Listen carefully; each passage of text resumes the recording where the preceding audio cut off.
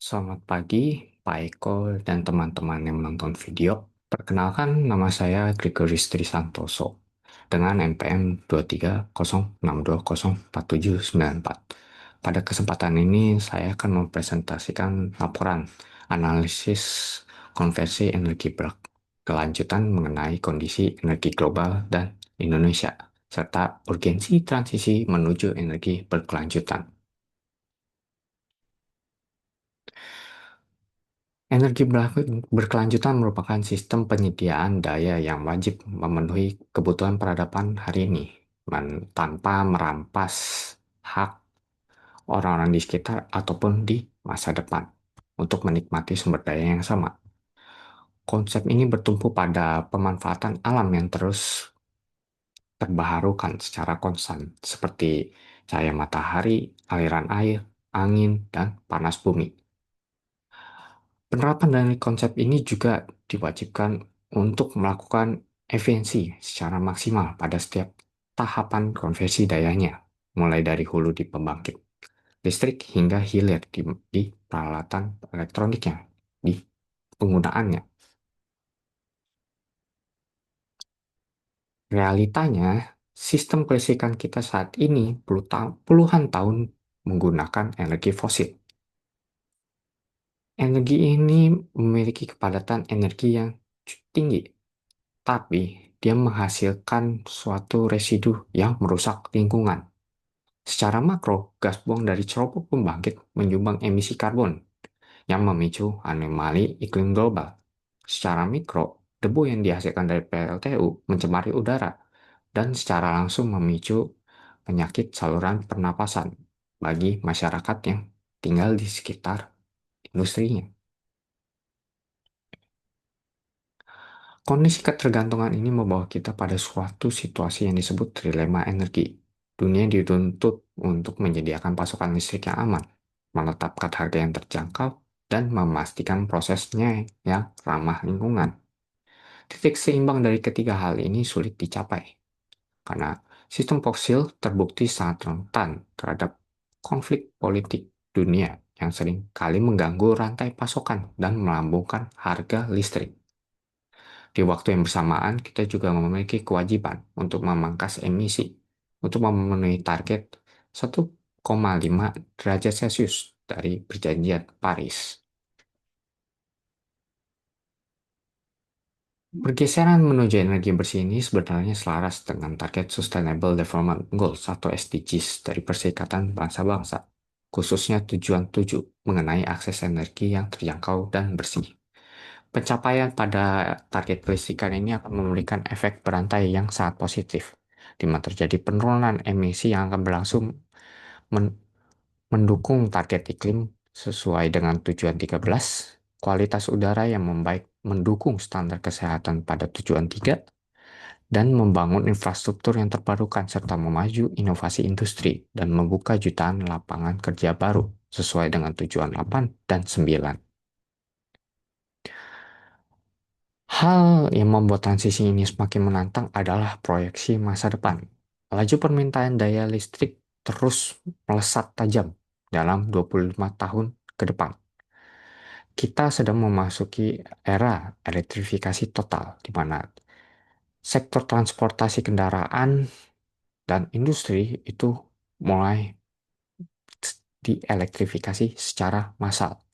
Kenaikan rata-rata suhu lingkungan juga memaksa sistem pendinginan ruangan di berbagai bangunan itu bekerja dengan beban penuh sepanjang waktu. Beban kelistrikan yang paling berat belakangan ini datang dari kemajuan infrastruktur digital, di mana era kecerdasan buatan memaksa banyak perusahaan teknologi membangun fasilitas data center berukuran raksasa. Fasilitas komputasi ini beroperasi tanpa henti sepanjang waktu, dan fasilitas ini membutuhkan sistem pengelolaan termal atau pendinginan server sepanjang waktu, dan hal ini menyedot banyak pasukan daya dalam jumlah yang masif. Lonjakan beban baru inilah yang harus segera diantisipasi dengan pembangunan pembangkit energi bersih. Dalam melihat kemampuan pasok daya, kita harus meluruskan beberapa paradigma mengenai cadangan energi. Sisa fisik batu bara dan minyak bumi di dalam tanah memang masih banyak, namun penggunaannya dibatasi oleh aturan anggaran karbon, sehingga sebagian besar cadangan fosil tersebut harus dibiarkan tetap di dalam tanah agar suhu iklim tidak melewati ambang batas. Sebaliknya, cadangan energi terbarukan sama sekali tidak terpengaruh oleh stok, melainkan dia terus berputar-berputar menghasilkan en- cadangan energi yang tidak akan pernah habis secara konstan. Indonesia sendiri memiliki potensi energi terbarukan yang sangat luar biasa. Mengacu pada data resmi Kementerian SDM, akumulasi energi bersih kita melampaui angka 3.600 gigawatt, mana kapasitas alamiah dari tenaga surya, air, angin, dan panas bumi ini terhampar dari ujung Sumatera hingga Papua. Angka potensi ini berkali-kali lipat lebih besar dibandingkan total beban kelistrikan yang dibutuhkan oleh masyarakat Indonesia saat ini. Sayangnya, realitas pencapaian antara level global dan domestik masih menunjukkan ketimpangan. Laporan statistik dunia mencatat kapasitas terbarukan global sudah menembus angka 4.400 gigawatt dan didominasi oleh panel surya dan turbin angin. Sebaliknya, laporan kelistrikan Indonesia masih menunjukkan bahwa 60% pasokan listrik berdasar dari batu bara. Bauran energi bersih sendiri masih terbilang sangat berjalan lambat karena hanya berada di angka belasan persen.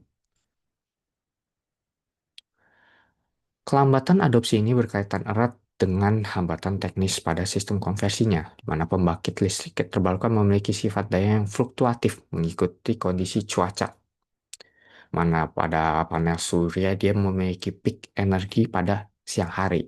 Jika angin itu tergantung dari cuaca sendiri. Jika anginnya kecil, ya produksi energinya kecil, dan itu tidak menentu. Untuk mengatasi masalah fluktuasi ini, kita memerlukan sistem penyimpanan energi baterai yang berskala besar dan perancangan smart grid. Baterai raksasa ini bertugas untuk menampung kelebihan listrik ketika pembangkit energi berkelanjutan ini menghasilkan peak powernya dia dan akan secara mulus menyalurkan energinya ketika terjadi beban peak di saat pembangkit listrik tersebut tidak menghasilkan daya atau menghasilkan daya yang kecil.